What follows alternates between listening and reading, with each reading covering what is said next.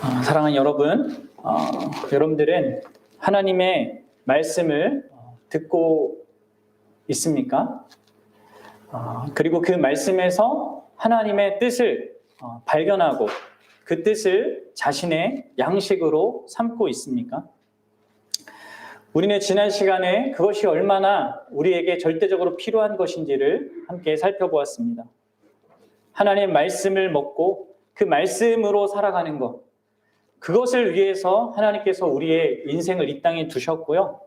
우리가 그러한 삶을 연습하도록 우리를 이 땅의 광야 같은 현실 속에 하나님이 살게 하신다는 것, 그것을 우리가 지난 시간 생각해 봤죠. 여러분들 그렇게 하고 있습니까?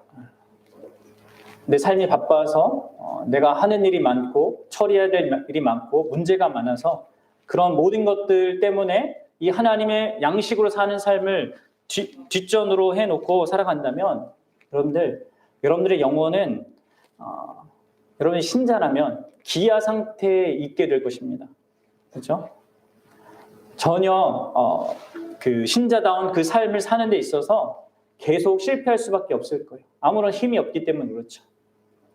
우리가 음식을 먹고 그 힘으로 우리의 일상을 살아가듯이 마찬가지로 우리는 항상 하나님의 말씀을 먹고 그 힘으로 우리의 현실을 살아가야 합니다.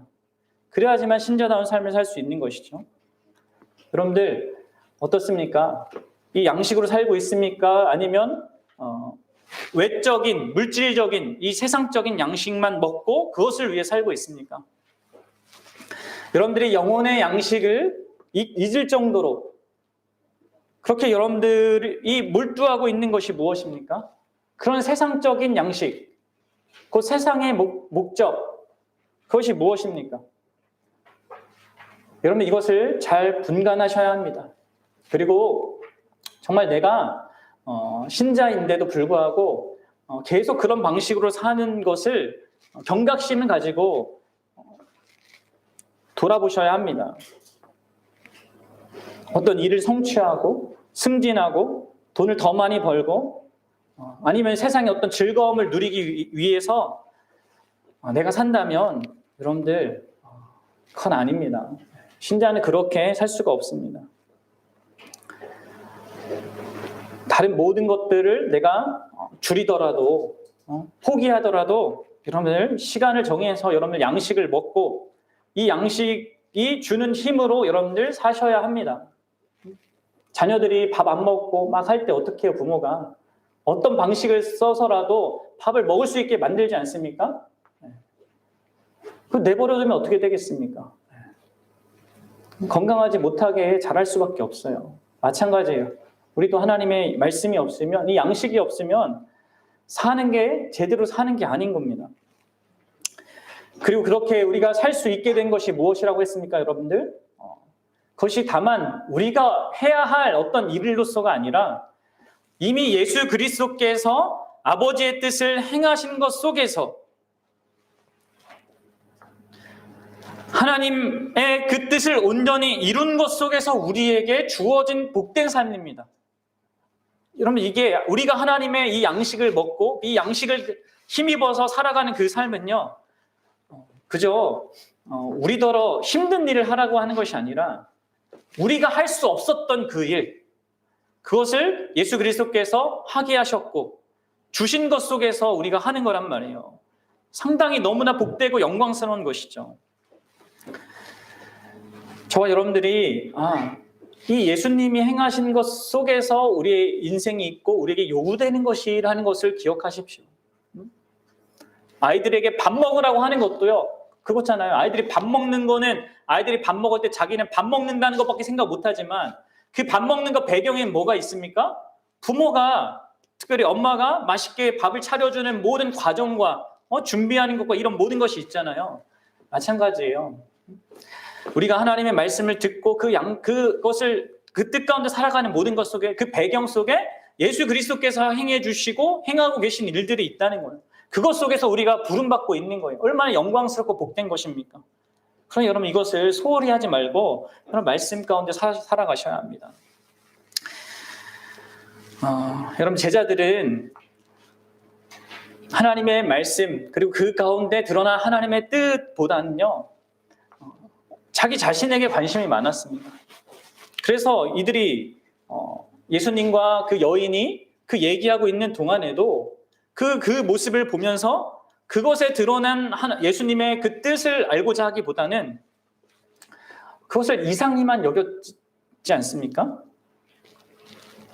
그러면서 또 예수님한테 양식을 가져온 양식을 주면서 먹으라고 잡수시라고 이렇게 얘기했을 때에도 예수님이 또 다른 얘기를 꺼냈을 때 그것을 이해하지 못했습니다. 나한테는 너희가 모르는 양식이 있다. 그것은 아버지의 뜻을 행하는 거다. 이런 이야기를 할 때 어떻게 이 제자들이 반응했습니까? 누가 잡수실 것을 갖다 드렸냐. 왜 지금 제자들이 이런 이야기를 했겠습니까? 그들은 아마도 대부분의 이 예수님의 제자들은 내가 먼저 예수님한테 이 양식을 갖다 줘야지. 다른 누구보다 더 빨리 예수님에게 내가 찾아온 양식을 가져다 줘야지. 그래서 칭찬받고 인정받아야지. 이런 생각을 했을 겁니다.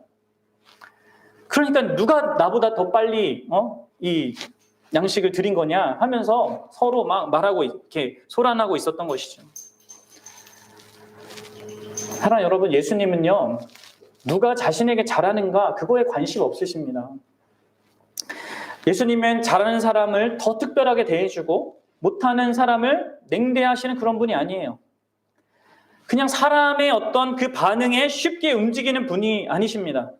그래서 앞서서도 이런 이야기를 하셨던 거예요. 요한이 이렇게 썼죠. 예수는 그의 몸을 그들에게 의탁하지 아니하셨으니 이는 친히 모든 사람을 아시며 또 사람에 대하여 누구의 증언도 받으실 필요가 없었으니 이는 그가 친히 사람의 속에 있는 것을 아셨음이니라. 그런 제자들의 반응, 그런 모습을 갖고 있는 제자들을 위해서 지금 예수님이 일부러 그들이 가져온 양식을 거부하면서 보다 더 중요한 그 교훈을 그들에게 가르치시고자 한 것이었어요. 그래서 34절과 같이 그렇게 말씀하신 것이죠. 그 말씀은 1차적으로 예수님 자신에 관한 말씀이기도 하지만 예수 그리스도를 믿고 따르는 모든 백성이 자신의 것으로 또한 알고 또 붙들어야 될 그런 말씀인 거예요. 우리도 이렇게 얘기해야 되죠. 예수님처럼 나의 양식은 나를 보내신 이의 뜻을 행하며 그의 뜻을 온전히 이루는 것이다. 여러분들도 이렇게 고백할 수 있습니까? 아니면 여전히 그냥 내가 뭔가 누군가에게 인정받고 칭찬받고 이런 것에만 관심이 있습니까? 여러분, 우리의 삶의 의미는요, 나를 보내신 이의 뜻을 행하는 것입니다. 그리고 그분의 뜻을 온전히 이루는 것입니다. 이것이 여러분들 예수 그리스도를 믿는다는 것이죠. 예수님의 제자로 산다는 것이죠. 수많은 이 인류의 역사 가운데 한 시점에 내가 택하지 않은 나의 현실, 나의 그 지금의 이 상황들, 여기에 내 인생을 살아가게 하신 그 목적이 하나님께 있는 것이고요. 그런 아버지의 뜻을 행하면서 우리에게 주어진 시간, 그 시간이 언제일지 모르겠지만 그 시간까지 그분의 뜻을 온전히 이루는 것을 우리의 양식으로 삼으며 그것을 힘입고 그것을 목적으로 사는 겁니다. 이것 없이는요, 우리의 삶은 의미가 없는 거예요. 예수님의 제자들이 의미 없는 삶을 추구하고 있는 그 제자들이 돌이켜서 참된 삶, 참된 양식을 가지고 그 양식을 힘입고 그 양식을 온전히 그 목적하여서 살아가는 그런 삶으로 그들을 교훈하고 있는 거고요. 지금을 살아가는 우리를 교훈하고 있는 겁니다. 그리고 그런 맥락에서 지금 우리가 뒤에 나오는 그 내용들 오늘 보게 될 그 35절부터 38절의 내용이 연결돼서 이어서 설명되고 있는 겁니다. 이 양식을 언급하신 그분이, 음식을 언급하신 그분이 그 음식의 뭡니까? 그 출발점이 되는 이 곡식과 추수와 관련된 내용을 가지고 지금 제자들에게 영적인 중요한 교훈을 설명하기 시작합니다. 여러분들이 오늘 본문의 내용을 대충 읽어서 대충 감은 오겠지만 예수님이 말씀하시고자 하는 것이 무엇입니까? 딱 읽어보니까 알겠습니까? 뭐 약간 비유적인 표현이기 때문에 어려울 수도 있지만 결국 말하고자 하는 것은 딱 한 가지입니다. 핵심은 38절이죠. 뭐예요? 너희로 노력하지 아니한 것을 거두러 보냈노니 다른 사람들은 노력하였고 너희는 그들이 노력한 것에 참여하였느니라. 무슨 말입니까? 결국 예수님이 가르치시고자 하는, 제자들에게 알게 하시고자 하는 그것은요, 바로 제자들의 인생이 예수 그리스도께서 수고하시고 심으시고 애쓰신 것 아래서 그 배경에서 살아가고 있다라는 것을 인식하고 그것을 그 안에서 살라라고 하는 요구입니다. 그럼 이해가 되십니까? 우리의 인생이요, 그저 우리가 살아가는 것이 아니라, 그러니까 제가 초대도 얘기했지 않습니까? 우리 아이들이 살아가는 그 삶이 그저 자기가 먹고 마시고 뭐 입고 하는 대로 살아가는 게 아니라 부모가 그 배경에서 모든 것을 이렇게 다 제공하고 있는 것 속에서 있는 것처럼 우리 제자의 삶도, 우리 예수 그리스도를 믿는 자의 삶도 바로 그 배경에서 하나님이 계시고 그 하나님이 일하시는 것 속에서 있다는 거예요. 그분이 우리가 행하는 무엇에 대한 어떤 수고보다 더 큰 수고와 그 열심과 애쓰신 것 속에, 그 배경 속에 우리의 인생이 있다는 것입니다. 그래서 여러분, 이것을요, 우리는 하나님의 뜻을 행하는 것과 관련해서 두 가지 측면에서 생각해 봐야 합니다. 여러분들, 하나는요,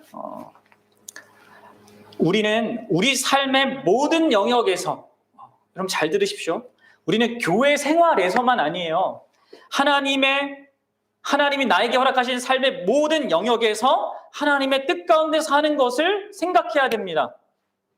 그리고 다른 하나는 이 추수 비유가 집중적으로 말하고 있듯이 다른 영혼, 다시 말해서 하나님을 모르는 영혼을 구원하는 일에 또한 우리가 마음을 두고 힘써야 된다는 거예요. 이 두 가지를 여러분들 함께 같이 잘 생각해야 합니다. 나의 모든 삶의 영역에서, 교회 생활뿐만 아니라 가정생활, 직장생활, 그리고 나의 취미생활, 모든 삶의 영역, 거기에서 하나님의 뜻 가운데 살아가는 것과 함께 복음을 전해서 죽어있는 영혼들에게 예수 그리스도의 복음을 전해서 그들을 하나님께 인도하는 이 일, 이것에서도 정말 하나님의 뜻을 구하면서 또 뜻을 이루기 위해서 살아야 한다는 것이죠. 여러분, 이 두 가지를 제가 일부러 이렇게 나누어서 이야기하지만 여러분 분명히 해야 될 것은 이것은 나눠져 있는 이야기가 아니에요. 함께 있는 것인데 제가 좀 더 강조점을 두고 또 더 다르게 잘 이해할 수 있도록 이렇게 조금 나눠서 설명을 하는 것뿐입니다.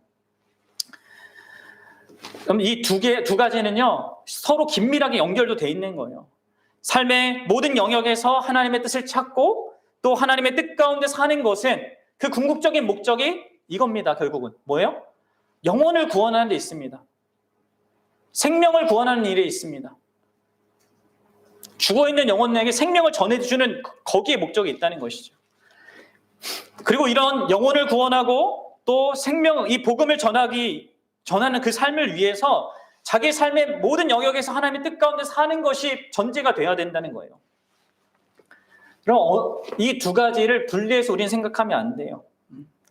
영혼을 구원하는 일을 위해서 자기 삶의 영역에서 하나님의 뜻 가운데 사는 것을 포기하는 사람, 그건 잘못된 겁니다. 전도한다고 자기 삶을 내팽개치고 가정도 돌보지 않고 뭐 일도 하지 않고 이단들이 하듯이 그렇게 하는 건 잘못된 거라는 거예요. 그런데 내가 또 자기 삶에서 충실한다고 하면서도 영혼을 구원하는 일에 관심이 없다. 그것도 잘못된 겁니다, 여러분들. 그러면 이 두 가지는 함께 가는 거예요. 그럼 예수 그리스도께서 보여주신 삶이에요, 그게. 자기 모든 삶 속에서 하나님 아버지를 의식하고 하나님의 뜻을 이루기 위해 사셨고, 그리고 가장 결정적으로 우리를 구원하기 위해서 그 모든 일을 그렇게 하신 거 아닙니까? 마찬가지입니다. 우리도 이 두 가지의 이 하나님의 뜻을요, 이루면서 살아가는 겁니다.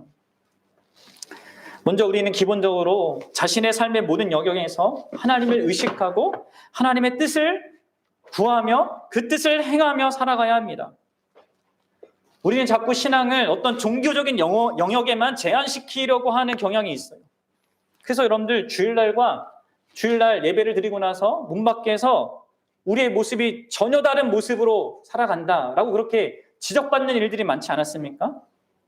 교회의 모습과 가정에서의 모습이 다른 거죠.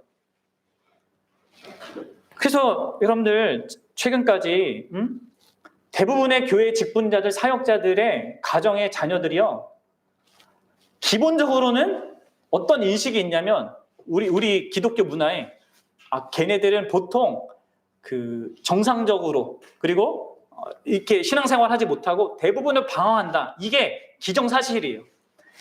교회에서 열심히 봉사하는 사람일수록 그리고 목회자의 자녀들일수록 방황이 당연한 거예요. 왜 그렇습니까? 자녀들이 혼란을 겪는 거예요. 교회에서 부모의 모습과 가정에서 부모의 모습이 다르니까. 뭐 어떻게 된 건가? 이해를 못하는 겁니다. 그렇기 때문에 많은 자녀들이 교회를 떠나고 방황하는 일들이 많았죠. 그리고 그런 부분들을 여러분들 의식 있는 목회자들이 지적하고 정말 한국 교회에 막 경계하고 권하면서 그래도 많은 부분에 있어서 변화가 있었습니다. 그러나 그럼에도 불구하고 여전히 많은 사람들이 교회에서의 그런 모습과 자기의 생활에서의 모습이 전혀 다른 모습으로 이렇게 살아간 사람이 많아요. 여러분도 어떻습니까? 여러분, 우리가 양식을 먹고 밥을 먹고 살아갈 때 그 밥을 먹은 힘으로 우리의 모든 삶을 살아가는 거잖아요. 어떤 일정한 부분만 사는 게 아니지 않습니까? 마찬가지입니다. 여러분들, 우리가 하나님의 말씀 그 양식을 먹고 특별히 주일날 말씀을 통해서 그것을 풍성하게 먹었으면 그것을 먹은 자로서 나의 모든 삶 속에서 주님과 함께 살아가는 것이 있어야 되는 거예요. 그리고 거기에는요, 성경이 우리에게 어떻게 우리의 삶 가운데서 하나님과 동행하고 하나님의 뜻을 살아야 되는지에 대해서 너무나 분명하게 말하고 있습니다. 우리가 관심이 없어서 그렇지. 이 주일날 하나님을 예배하는 그런 하나님과의 관계 속에서 하나님께 우리가 어떠해야 되는지, 매일매일의 삶 가운데서 하나님과 어떤 관계 속에 살아야 되는지 성경은 우리에게 얘기해주고 있습니다. 성경은 부모와 자녀의 관계에서 어때야 하는지, 남편과 아내의 관계에서 어떠해야 하는지, 부모와 자녀 관계에서 어떠해야 하는지, 타인과의 관계 속에서 어때야 되는지, 믿는 자의 관계 속에서 어떠해야 되는지, 그리고 믿지 않는 사람과 어떻게 살아야 되는지, 이 세상에 하나님 만들어 놓으신 그 자연 만물을 어떻게 대해야 되고, 또 이 사회 혹은 이 사회가 만들어 놓은 문화에 대해서 우리가 어떤 입장과 태도를 가져야 되는지 성경은 선명하게 중요한 것들을 다 말하고 있단 말이에요. 그런데 이런 것들에 대해서 여러분들 관심을 가지지 않고 배우고자 하지 않는다면 어떻게 됐습니까? 그 모든 삶의 영역에서 내 마음대로 사는 거예요. 사랑하는 여러분, 우리는 하나님의 뜻 가운데 그것을 양식으로 삼고 우리에게 주어진 모든 삶을 살아야 하는 것입니다. 이렇게 얘기하면 그건 너무 힘든 거 아니에요? 이렇게 생각할 사람들이 있는데, 여러분들 힘든 게 맞긴 맞는데요. 그렇죠? 근데요, 이게 우리에게만 허락된 복된 힘든 거예요. 네? 우리가 예수 그리스도를 알지 못하고 하나님의 말씀을 보지 않고는 가질 수 없는 거란 말이에요. 세상 사람들은 전혀 생각할 수도 없는 그런 것이란 거죠. 그래서 여러분, 이런 하나님의 요구가 우리의 모든 삶 속에서 하나님의 뜻을 행하면서 살아가는 그런 삶의 요구가 그저 우리에게만 있는 힘겨운 어떤 것이 아니라, 아까도 말씀드렸다시피 그 배경에 뭐가 있는지를 생각해 보시란 말이에요. 우리가 그것이 가능할 수 없는 상태였다는 것과 그런 우리가 가능하게 하기 위해서 예수 그리스도께서 행하신 그 일을 생각하시라는 거죠. 그래서 여러분들 고린도전서 6장 19절 20절에서 이렇게 사도 바울이 얘기했어요. 잘 들어보세요. 너희 몸은 너희가 하나님께로부터 받은 바 너희 가운데 계신 성령의 전인 줄을 알지 못하느냐? 너희는 너희 자신의 것이 아니라 값으로 산 것이 되었은즉 그런즉 너희는 몸으로 하나님께 영광을 돌리라. 그럼 여기서 얘기하는 몸은 우리 육체를 말하는 것만이 아니라 우리의 몸으로 하는 모든 것을 말해요. 우리의 전 삶을 얘기합니다. 우리의 전 삶으로 하나님께 영광을 돌리라고 합니다. 그 영광을 돌리는 게 뭡니까? 우리가 하나님께 뭔가를 갖다 바친다고 해서 하나님이 놀래하실까요? 이 세상의 모든 것이 하나님 자신의 것인데 하나님이 기뻐하시는 것은 우리가 그 뜻 가운데 살아가는 거잖아요. 전적으로 하나님께 순종하는 거잖아요. 그러니까 나에서 주어진 삶의 모든 영역에서 그렇게 하는 겁니다. 근데 여러분들 잘 보십시오. 그 근거가 뭐예요? 값으로 산 것이 되었으니 이거예요. 그렇죠? 우리에게 요구되어지는 게 엄청난 겁니다. 우리의 삶 가운데 그렇게 하나님 뜻 가운데 살아가는 건 쉽지 않죠. 나를 부인해야 되고 세상의 유혹을 거절해야 되니까 쉽지 않죠. 그러나 그 근거가 있는데 뭐예요? 예수 그리스도께서 우리를 값으로 산 것이 있다는 거죠. 예수님이 우리를 위해서 행하신 일, 그분이 아버지의 뜻을 온전히 따라서 이루신 그 일 때문에 우리에게 이런 삶이 가능한, 하나님께 영광 돌리는 삶이 가능한 거예요.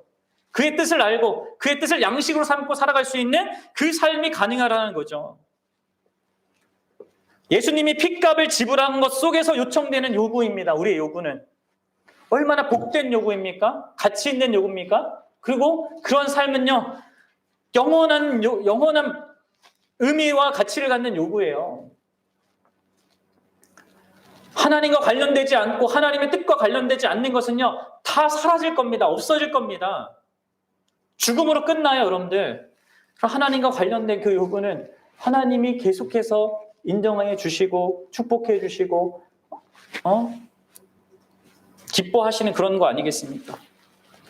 그럼 오늘 본문은 주로 복음과 관련해서 복음을 전하는 것과 관련된 하나님의 뜻을 말하지만 우리는 이 본문의 그 배경 속에서 예수님의 설명은 이러한 일반적인 의미에서 생각할 수 있습니다. 우리의 삶의 영역에서 하나님의 뜻을 행하는 것과 그리고 여러분들 우리 또 한 가지 이제 생각할 것은 바로 이 두 번째 영역, 우리가 왜 이렇게 우리의 모든 삶 가운데 하나님의 뜻 가운데 살아가는가, 그것과 연관되어서 그것이 연결되어서 해야 될 그 궁극적인 목적, 그것은 바로 영혼을 구원하는 일입니다. 사랑하는 여러분, 우리에게 있어서 우리가 살아가는 삶의 가장 중요한 그 목적이요, 우리를 통해서 하나님이 영혼을 구원하기 위하신다는 것이 있다는 거예요.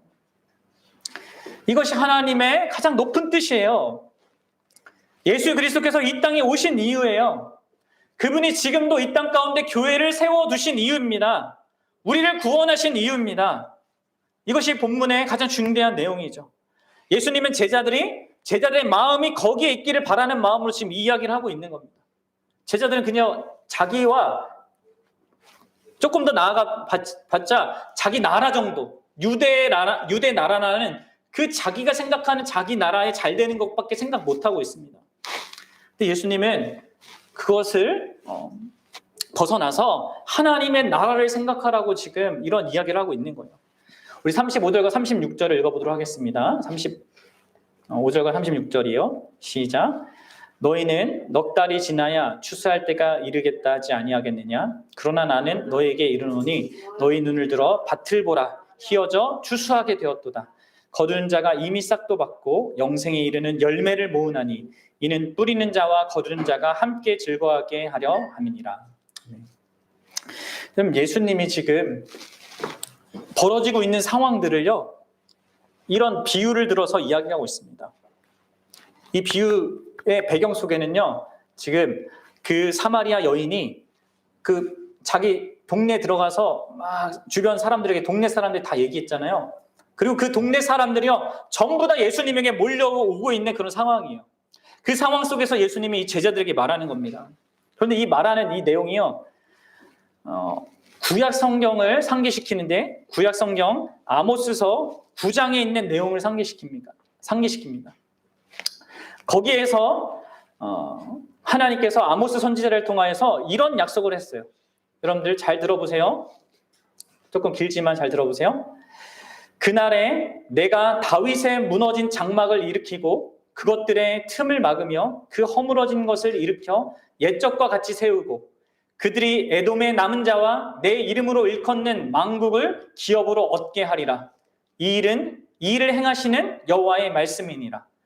여호와의 말씀이니라. 보라, 날이 이를지라. 그때 파종하는 자가 곡식 추수하는 자의 뒤를 이으며, 여기에요. 여러분 잘 보세요. 파종하는 자가 곡식 추수하는 자의 뒤를 잇고 포도를 밟는 자가 씨 뿌리는 자의 뒤를 이으며 산들은 단포주를 흘리며 작은 산들은 녹으리라. 여러분들 보십시오. 파종하고 바로 곡식을 뿌리는 이런 일 이해가 되십니까? 원래는 파종을 하고 곡식을 추수하는 그것은 기간이 걸리잖아요. 예수님이 얘기했듯이 사람들이 이해하고 있듯이 시간이 넉 달이 더 지나야지만 파종을 했으면 거둘 수 있는 거란 말이에요. 그런데 이 아모스서에서 하나님께서 뭘 얘기하냐면 파종하자마자 걷게 된다. 이 이야기를 하고 있는 거예요. 그럼 놀라운 그 풍요의 복이 무엇을 비유로 지금 얘기하고 있냐면 이 앞에 있는 내용입니다. 다윗의 무너진 장막을 일으키는 거예요. 다윗의 무너진 장막은 이스라엘 백성을 얘기하는 것 같은데 뒤에 나온 이야기가 그것을 넘어서는 이야기입니다. 뭐라고 돼 있어요? 에돔의 남은 자와 내 이름으로 일컫는 만국을 기업으로 얻게 하리라.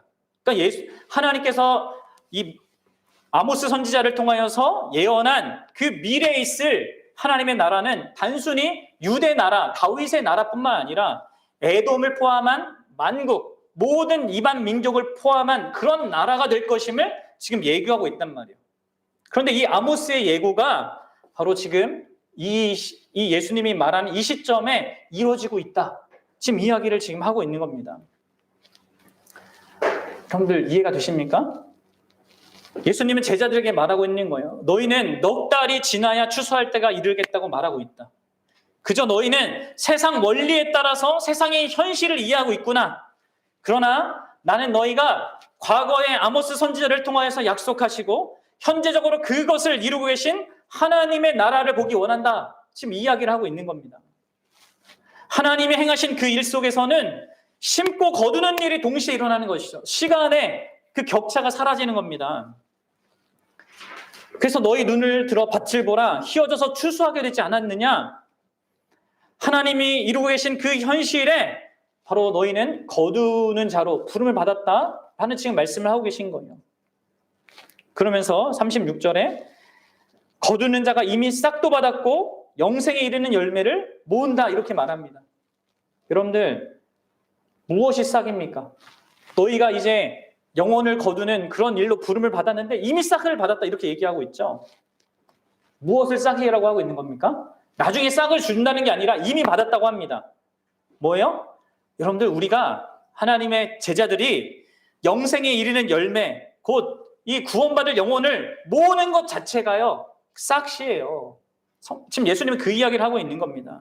왜 그래요? 그것이 영생에 이르는 거니까 영원토록 가치 있는 일이니까 그 귀중한 일에 그것도 하나님이 하시는 그 일에 참여한 것 자체가 보상이라는 것입니다. 하나님 우리의 인생은 어떻습니까? 고되게 일을 하지만 참된 보람과 의미를 찾을 수 없습니다. 우리가 하는 모든 일이 어떤 의미에서 그렇습니다.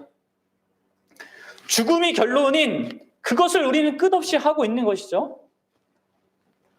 그럼 그렇게 끝날 모든 일들과 영생에 이르는 그 열매를 모은 일에 참여한다는 것이 얼마나 큰 차이인 거예요.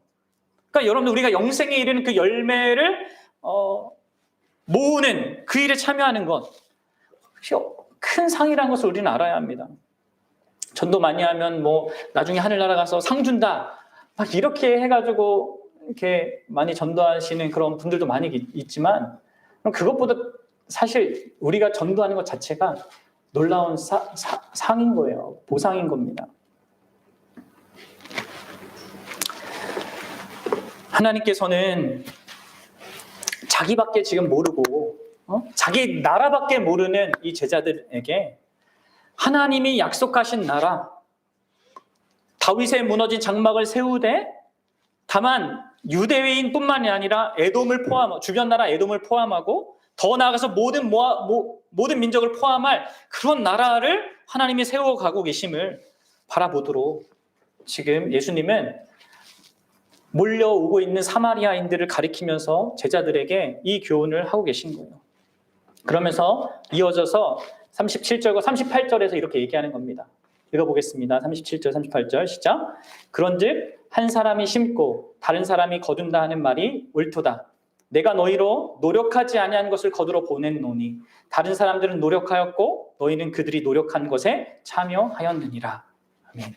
그럼 이것이 이 복음을 전하는 사람들이 항상 마음에 품고 있어야 될 가장 중요한 이 복음을 전하는 그 자의 태도입니다. 뭐입니까? 우리는 노력하지 아니한 것을 거두러 보냄받은 자라는 겁니다. 여기서 노력하다라는 그 헬라 단어는요, 엄청나게 힘든 수고를 하는 노력을 의미합니다. 그러니까 다른 사람들이 노력한 겁니다.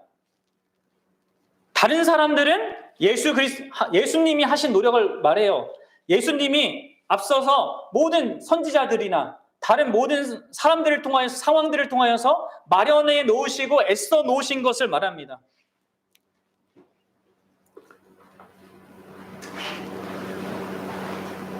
그리고 제자들은 바로 그렇게 예수님을 포함해서 예수님이 노력한 그 일에 참여하는 자로 부름을 받은 거예요. 이해가 되십니까? 무엇을 말하는 겁니까? 한마디로 복음을 만방에 전해서 사람들을 하나님께로 돌이키게 하는 우리의 그 전도는요, 그 배경 속에 예수 그리스도께서 수고하신 일이 있다는 거예요. 그분이 우리에 앞서서 행하신 엄청난 수고와 노력이 있다는 겁니다. 아까 이야기와 같은 이야기죠, 결국. 우리의 삶의 영역에서 하나님의 뜻 가운데 살아가는 그 삶에도 그랬듯이 우리가 복음을 전하는 그 일에도 예수 그리스도께서 먼저 앞서서 행하신 그분의 수고와 애씀이라는 그 배경 속에서 우리가 이 복음을 전하는 요청을 받고 있다는 거예요. 그래서 우리가 복음을 전할 때 이것을 항상 유념해야 됩니다. 그리고 이러한 예수 그리스도께서 행하신 일이 있기 때문에 우리는 담대히 복음을 또한 전할 수 있는 거예요. 나 혼자 전하는 것이 아닙니다. 복음을 전하라고 할 때는 그렇게 나를 믿게 하시기까지, 내가 복음을 전할 수 있는 상태가 되기까지 그분이 하신 일이 있는 거잖아요. 또 그런 나를 복음을 들어야 될 그 사람을 만나게 하시기까지 하신 그분의 일이 있는 겁니다.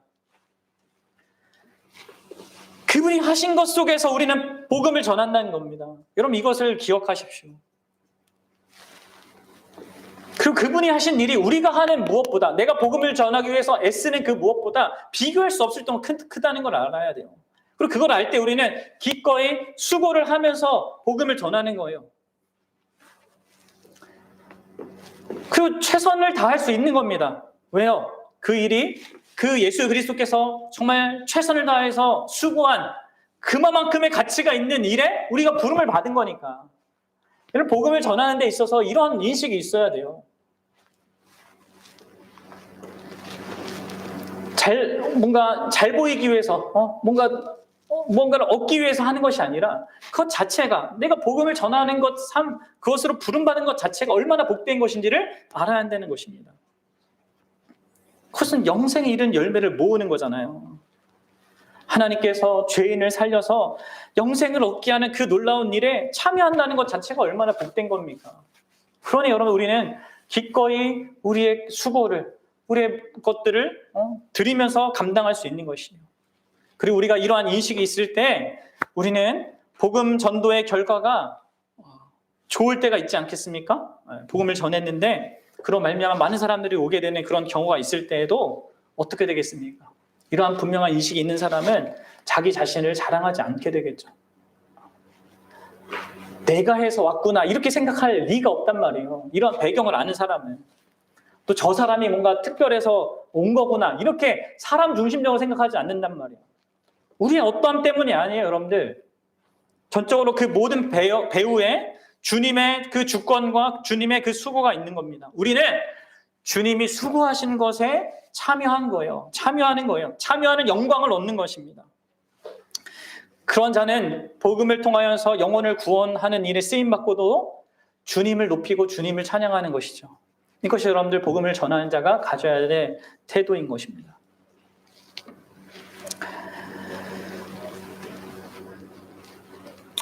사랑하는 여러분, 우리에게는요 이 두 가지가 명확하게 필요해요.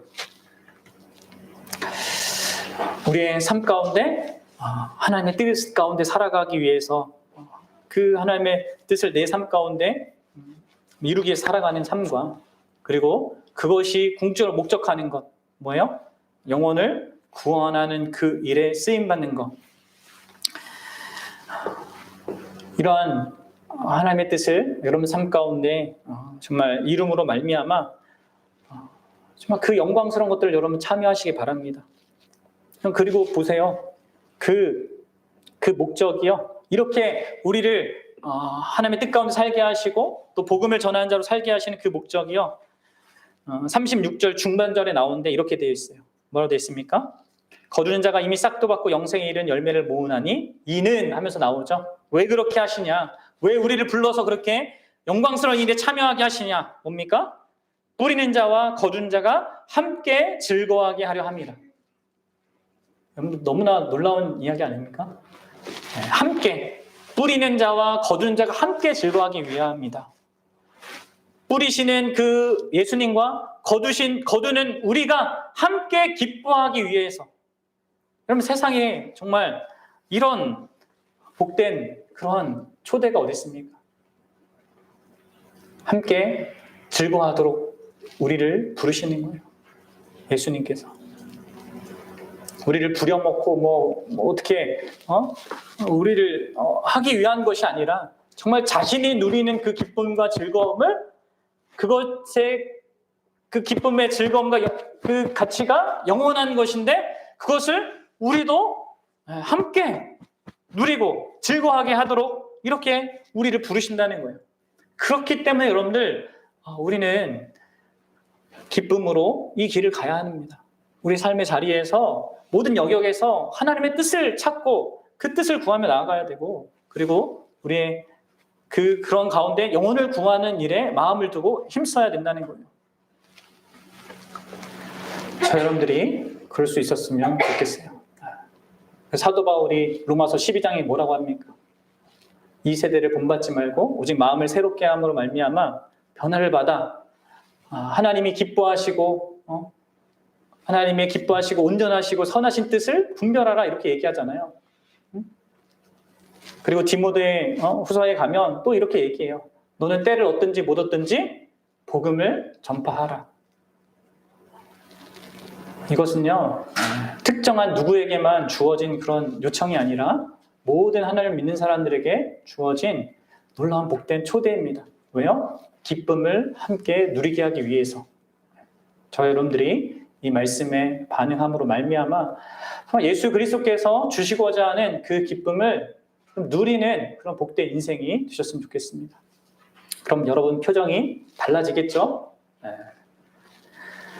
기쁨이 넘칠 겁니다. 같이 기도하겠습니다.